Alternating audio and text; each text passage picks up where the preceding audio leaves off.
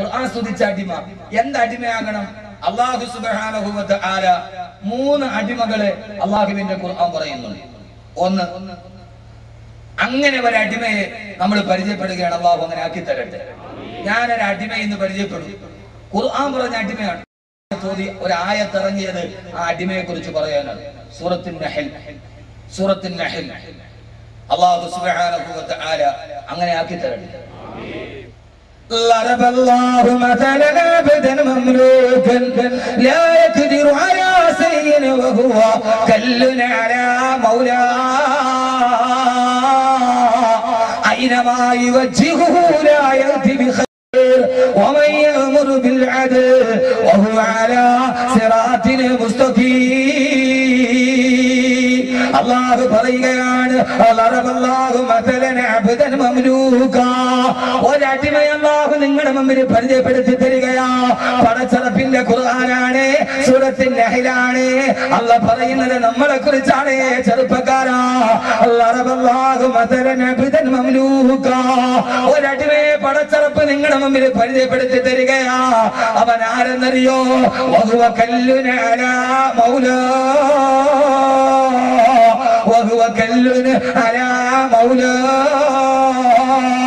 അവനവന്റെ ഉടമയ്ക്ക് ഭാരമായി മാറി. ഉടമയ്ക്ക് ഭാരമായ അടിമ. എന്റെ ശബ്ദം കേൾക്കാൻ ഇവിടെ തടിച്ചുകൂടിയ എന്റെ പ്രിയപ്പെട്ട ചെറുപ്പക്കാരി, അല്ലാഹു പറയുകയാണ്, അവൻ ഈ ഭൂമിയിൽ ജീവിച്ച എന്റെ അടിമയാണ്. പക്ഷേ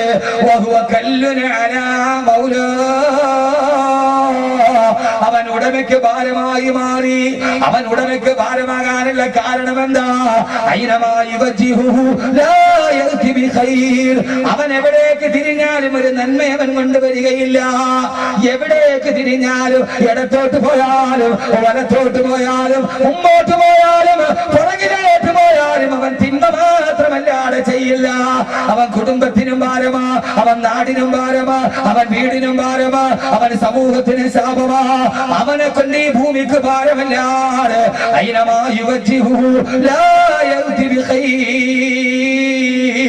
എന്റെ പ്രിയപ്പെട്ട സഹോദരങ്ങളെ, ആവർത്തിച്ച് ഞാൻ ഓർമ്മിപ്പിക്കുകയാണ്, അങ്ങനെ ഒരു അടിമയാകല്ലേ, ഉടമയ്ക്ക് ഭാരമായ അടിമയാകല്ലേ. ഏത് അടിമയാണ് ഉടമയ്ക്ക് ഭാരമായി മാറുക? ആ സമയത്തല്ലേ ദുബൈയിൽ ധാരാളം ഡോളറുകളും ദിർഹമുകളും വാങ്ങിച്ചവരില്ലേ? ഒരു എക്കോണമിക് ക്രൈസിസ് വന്നപ്പോ, ഒരു സാമ്പത്തിക മാന്ദ്യത വന്നപ്പോ, കുറെ തൊഴിലാളികൾ കമ്പനികൾക്ക് ഭാരമായപ്പോ ആ സമയത്ത് കമ്പനി പിരിച്ചുവിട്ടില്ലേ? ഇനി കമ്പനിക്ക് നിങ്ങൾ ഭാരമാണ്, നിങ്ങളെ തീറ്റിപ്പെട്ടാൻ ഞങ്ങൾക്ക് സാധ്യമല്ല, കൊടുത്തിട്ട് പിരിച്ചുവിട്ടില്ലേ? അല്ലാഹു പറയുകയാണ്, ഈ അടിമകൾ എനിക്ക് ഭാരമായി മാറിയ, പടച്ചറപ്പിന് നമ്മളെ ഭാരമായി മാറിയ, ബാങ്ക് വിളിച്ചാൽ നിസ്കരിക്കുകയില്ല, റമദാനിൽ നോമ്പ് പിടിക്കുകയില്ല, സാമ്പത്തികം കിട്ടിയാൽ സദഖ ചെയ്യുകയില്ല. എല്ലാം എനിക്ക് വേണ്ടി പടച്ചറപ്പ് കുറഞ്ഞ ഒരു കാര്യം ചെയ്യാതെ ആരെങ്കിലും ഉടമയ്ക്ക് ഭാരമാകുന്ന അടിമയായി മാറിയാൽ അവനെ പിന്നീട് ഉടമ ചെയ്യുന്നിടണ്ട, അവനെ അല്ലാഹു ഡിസ്മിസ് ചെയ്യുമെന്ന് അല്ലാഹുവിന്റെ വിശുദ്ധ ഖുർആൻ ഉടമയ്ക്ക് ഭാരമായ അടിമകളെ കുറിച്ചിട്ടാണ് അല്ലാഹുവിന്റെ ഖുർആനിൽ അല്ലാഹു പറഞ്ഞത്. അലം തറ കൈഫ ഫഅല റബ്ബുക ബിആദ് ഇറമദാത്തിൽ ഇമാദില്ലതി ലം യഖ്ലഖ മിഥ്ലുഹാ ഫിൽ ബിലാദ് وثمود الذين جابوا الصخر بالواد وفرعون ذي الأوتاد الذين طغوا في البلاد فكثروا فيها الفساد. സമൂഹ ഗോത്രത്തെ കണ്ടോ? അവനും എന്റെ അടിമയാ. ആദ് ഗോത്രത്തെ കണ്ടോ? അവനും എന്റെ അടിമയാ. ഫറോവയെ കണ്ടോ? അവനും എന്റെ അടിമയാ. പക്ഷേ ഈ ഭൂമിയിലെ ഒരു കുഴമ്പത്തിന്, ഇവിടത്തെ കുഴപ്പത്തിന് അവരുടെ പണം വിനിയോഗിച്ചപ്പോ അല്ലാഹു കൊടുത്ത പണമല്ലേ അത്? ചെമ്മണ്ണൂരിനാണെങ്കിലും ആലുക്കാണെങ്കിലും ലുലുവിനാണെങ്കിലും പണം കൊടുക്കുന്നതാരാ? വലില്ലാഹി ഖസാ ആകാശ ഭൂമികളുടെ ഖജനാവിന്റെ താക്കോല് പടച്ചറപ്പിന്റെ കയ്യിലാ. ആർക്കാണോ പണം കൊടുത്തത് ഓ പണം അവൻ ഫസാദിന് വേണ്ടി വിനിയോഗിച്ച. സ്വർണത്തിന്റെ ജുവലറി ഉദ്ഘാടനം ചെയ്യാൻ വേണ്ടി വന്ന കണ്ണൂരില് ഫുട്ബോളിന്റെ ദൈവം ഡീഗോ മറഡോണ 24 മിനിറ്റ് സ്റ്റേജിൽ നിന്നപ്പോ 6 കോടി രൂപയാ ചെലവാക്കപ്പെട്ടതെങ്കിൽ ഡീഗോ മറഡോണ എന്ന ഫുട്ബോളിന്റെ ദൈവം അവൻ ആകാശത്തിന്റെ ദൈവമല്ല, ഭൂമിയുടെ ദൈവമല്ല. ഫുട്ബോളിന്റെ ദൈവം 24 മിനിറ്റ് നിന്നപ്പോ 6 കോടി രൂപയാ ചെലവഴിക്കപ്പെട്ടതെങ്കിൽ അള്ള പറയുന്നു എന്തേ സമൂദിനെ നിങ്ങൾ കണ്ടില്ല. കല്ലുനല മൗല, ഉടമയ്ക്ക് ഭാരമായി മാറും. ഉടമയ്ക്ക് ഭാരമായി മാറിയാൽ എന്താ മനുഷ്യന്മാരെ പേടിച്ചു പോയാ? എന്താ പേടിക്കണമല്ലോ. ഉടമയ്ക്ക് ഭാരമായി ഉടമ എന്ത് ചെയ്യും? സൗദി അറേബ്യക്ക് ഭാരമായി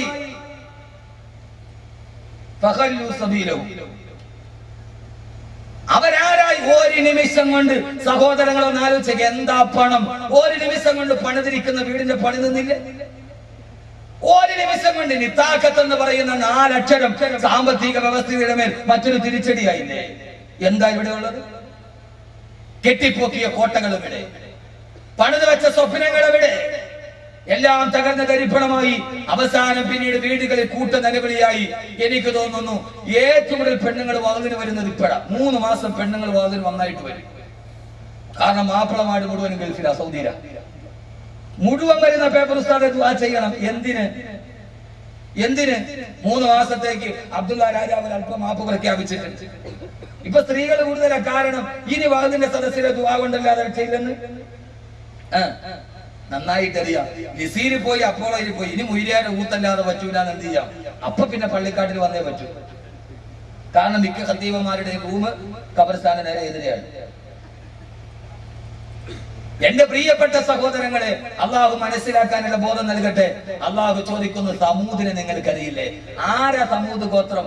ഇനി 2 അടിമകളെ കൂടെ അള്ള പറയുന്നുണ്ട്. വിഷയം അവസാനിപ്പിച്ചിട്ട് ഞാൻ പോകും. അവസാനിപ്പിച്ചിട്ട് ഇതൊരായത്ത്. ഉടമയ്ക്ക് ഭാരമായി. ആ ഉടമയ്ക്ക് ഭാരമായ അടിമകളാണ് ആദ്, സമൂദ്, ഇറം, ഫിർഔൻ, ഹാമാൻ, കാറൂൻ, അബൂജഹൽ, ഉത്ബത്ത്, ഷൈബത്ത്.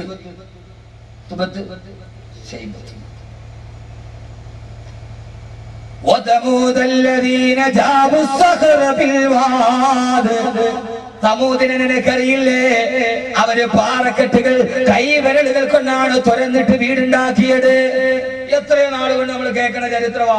സമൂദ് ഗോത്രമാരാ. അവര് പാറക്കെട്ടുകൾ തുരന്നിട്ട് അതിന്റെ അകത്ത് JCBയുടെ പല്ലിലെ JCBന്റെ പല്ല്, JCB ഞാൻ പറഞ്ഞ എന്തോ JCB.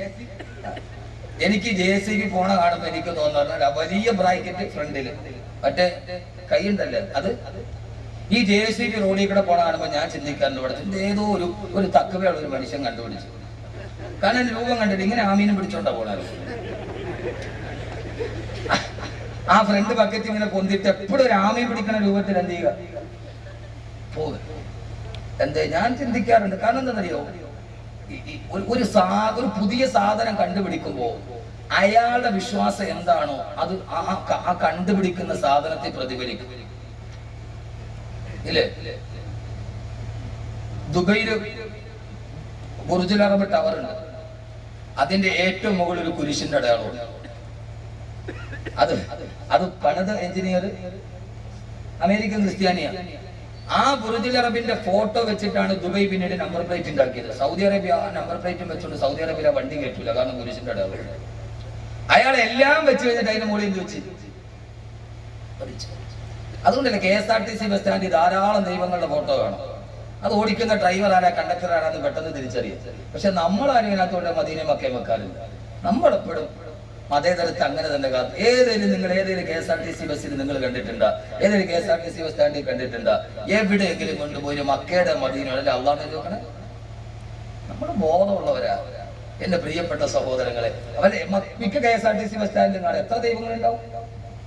നമ്മൾ ആരുടെയും വിശ്വാസത്തെ മുറിപ്പെടുത്താനുള്ളവരല്ല. നമ്മുടെ വിശ്വാസം അങ്ങനെ തന്നെ കാത്തു സൂക്ഷിക്കുന്നതോടുകൂടെ തന്നെ മറ്റാളുടെ വിശ്വാസത്തേക്ക് നമ്മൾ കടക്കാറുമില്ല. അതാണ് മുസ്ലിമിന്റെ പൊതുധാര. അള്ളാഹു നിലനിർത്തി തരട്ടെ. സമൂത് ഗോത്രം ഞാൻ പറഞ്ഞു, സമൂത് ഗോത്രം കൈ വിരലുകൾ കൊണ്ട് പാറ തുരന്നിട്ട് അതിന്റെ അകത്ത് വീടുണ്ടാക്കി. അതെന്തിനാ? അപ്പൊ വീടിന്റെ മുകളിൽ പറയണ മനസ്സിലാവണില്ലേ? ഉണ്ടോ ഇല്ലയോ? ചുമ്മാ പറഞ്ഞു ഇതിപ്പോ പണ്ട് പോലെ നമ്മൾ പഠിക്കണ സമൂതാര അവര് വിരല് മെഴുക് പോലെയാ പാറ തുരന്നു അതിന്റെ അകത്ത് വീട് വെച്ചു. അതിന്റെ മുകളില് വീടിന്റെ മുകളില് എന്തിട്ട് മനുഷ്യന്മാരെ പടച്ചവന് വീടിന്റെ മുകളില് പാറ, വലിയ പാറ. അതെന്തിനാ അങ്ങനെ അവര് വീട് വെച്ചെന്തിനാ? ഇതവനെ ഖുർആന്റെ ഒരു ആയത്ത് കേൾക്കുമ്പോൾ ഒന്ന് ചിന്തിക്കണം. പടച്ചോനെ എന്താ അങ്ങനെ വെക്കാൻ കാരണം? ചുമ്മാ പാറ തുറക്കുവോ? ഇല്ലല്ലോ. അപ്പൊ എന്തിനാ തുറന്നേ? അവർക്കറിയാം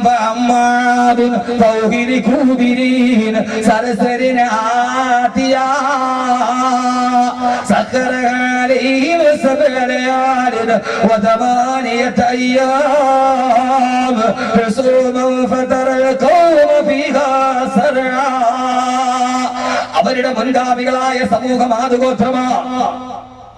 സമൂഹത്തിന് മുമ്പ് വന്ന ഗോത്രമല്ലേ ആദുഗോത്രം. ആദുഗോത്രത്തിനോട് ഹൂദ് നബി അലൈഹിസ്സലാത്തു വസ്സലാം പറഞ്ഞു, ആദേ ഉടമയ്ക്ക് ഭാരമാകരുത്, അല്ലാഹുവിന്റെ കൽപ്പനകളെ തിരസ്കരിക്കരുത്, താന്തോന്നികളായിട്ട് നിങ്ങൾ ജീവിക്കരുത്. ആ സമയത്ത് ആദുഗോത്രം അതിനെ തള്ളിക്കളഞ്ഞപ്പോ അല്ലാഹു ആദുഗോത്രത്തെ നശിപ്പിച്ചത് എങ്ങനെയാ? സഖറഹാലൈഹിം സബഅലയാലിന വതമാനിയത അയ്യാം. 7 രാത്രിയും 7 രാത്രിയും 8 പകല് നീണ്ടു നിന്ന പേമാരി തിമിർത്ത് പെയ്തു. ആകാശത്തൊരു മഴ പെയ്തപ്പോ 7 രാത്രിയും 8 പകല് നീണ്ടു നിന്ന മഴ പെയ്തപ്പോ ആ മഴയിൽ വീടുകൾ തകർന്നടിഞ്ഞിട്ട് ആദുഗോത്രക്കാരെ നശിച്ചു പോയില്ലയോ? ചത്തുമരച്ചു പോയില്ലയോ? അവർക്ക് ശേഷമാണ് സമൂത് വരിക. തങ്ങളുടെ പിതാമഹന്മാരും മഴ പെയ്തപ്പോ അല്ലാഹു മഴ പെയ്യിപ്പിച്ചപ്പോ അവരുടെ വീടുകൾ തകർന്ന് മരിച്ചെന്നറിഞ്ഞപ്പോ സാലിഹ് നബി സമൂദിനോട് പറഞ്ഞ, സമൂദ് അല്ലാഹുവിനെ തിരസ്കരിക്കരുത്, പടച്ചറപ്പിനെ വലിച്ചെറിയരുത്, അല്ലാഹു നിങ്ങളെ ആദിനെ നശിപ്പിച്ചതുപോലെ നശിപ്പിക്കുമെന്ന് പറഞ്ഞപ്പോ, എടാ സാലിഹേ, നിന്റെ അല്ല ഞങ്ങളെ നശിപ്പിക്കില്ലടാ. പാറ തുറന്നിട്ട് അതിന്റെ ഉള്ളിൽ വീട് വെച്ചിട്ട് ആദിനെ നശിപ്പിച്ചതുപോലെ മഴ പെയ്ത, ആദിനെ നശിപ്പിച്ചതുപോലെ മഴ പെയ്ത ഞങ്ങളുടെ വീടുകളിൽ തകരില്ല സാലിഹേ, പാറയുടെ ഉള്ളിലാണ് ഞങ്ങൾ വീട് വെച്ചിരിക്കുന്നത് എന്ന് പറഞ്ഞിട്ട് പടച്ചറപ്പിനെതിരെ തിരിഞ്ഞ സമൂദ്. എന്തേ ചെറുപ്പക്കാരാ ചിന്തിക്കുന്നില്ല? നമ്മുടെ കുറെ മാനദണ്ഡങ്ങളൊക്കെയുണ്ട്. ജപ്പാനിന് സുനാമി ആഞ്ഞടിച്ചപ്പോ ഇപ്പം വെക്കുന്ന വീടുകൾ ഭൂകമ്പത്തെ തടയാൻ കഴിയുന്ന വീടുകളാണത്രേ. ഏത് ഭൂകമ്പമോ? ഭൂകമ്പത്തെ തടയുന്ന വീടുകൾക്ക് ബോംബെ മുനിസിപ്പാലിറ്റി ഇപ്പോൾ അനുവാദം കൊടുക്കുകയുള്ളൂ. അമ്മ പിടിച്ചിട്ട് ഭൂമി കുലുക്കിയാൽ തകരാൻ പാടില്ല. സമൂദ് ചെയ്ത അതേ മനോഭാവമല്ലയോ? സമൂദ് വീണ്ടും പുനരാവിഷ്കരിക്കുകയല്ലയോ? ഖുർആൻ പറഞ്ഞ കഥാപാത്രം അവസാനിക്കുകയല്ലല്ലോ. ആ സാലിഹ് നബിയോട് പറഞ്ഞ, സാലിഹേ, അല്ലാഹുവിന്റെ ശിക്ഷ വരാൻ പോവുകയാ. വീടിന്റെ ഉള്ളിൽ വാതിലടച്ചിരുന്നിട്ട് പാറക്കെട്ടിന്റെ ഉള്ളിൽ കയറിയിട്ട് പറഞ്ഞ, സാലിഹേ,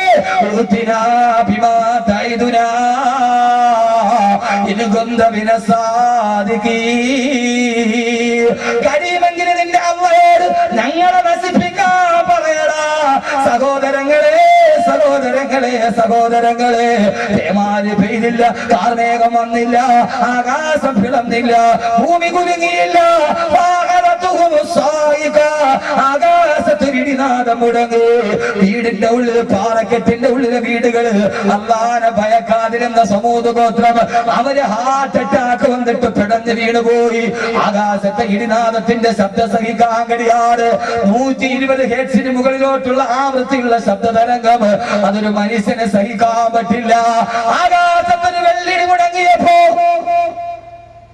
കൊന്നത്തടിയുടെ വലിപ്പമുള്ള സമൂദ് ഗോത്രം ഹാർട്ട് അറ്റാക്ക് വന്ന് ഇരുന്ന സ്ഥലത്തിരുന്നിട്ട് ചത്തുപോയെന്ന് അല്ലാഹുവിന്റെ വിശുദ്ധ ഖുർആൻ. മോനെ, മരിക്കില്ലെന്ന് പറഞ്ഞ ഫറോവയും മരിച്ചില്ലേ? പോട്ട് മരിച്ചില്ലേ?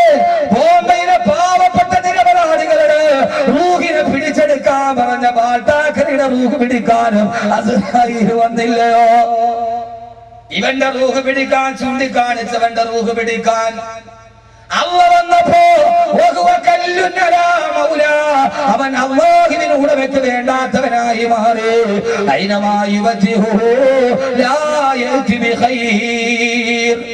അവൻ എവിടോട്ട് തിരിഞ്ഞാലും നന്മ ചെയ്യില്ല. അള്ളാഹു നമ്മളെ കാത്ത് രക്ഷിക്കുമാറാകട്ടെ. പിന്നെ മഴ പെയ്തില്ല, പിന്നെ ഇടിവെട്ടിയതേ ഉള്ളൂ, ചത്തു, തീർന്നു. പിന്നെ അതിന്റെ അപ്പുറത്തേക്ക് കഥയില്ല. ഇതാണ് ഖുർആൻ പഠിപ്പിക്കുന്ന പാഠം അള്ളാന്റെ അടിമകളെ കുറിച്ച്.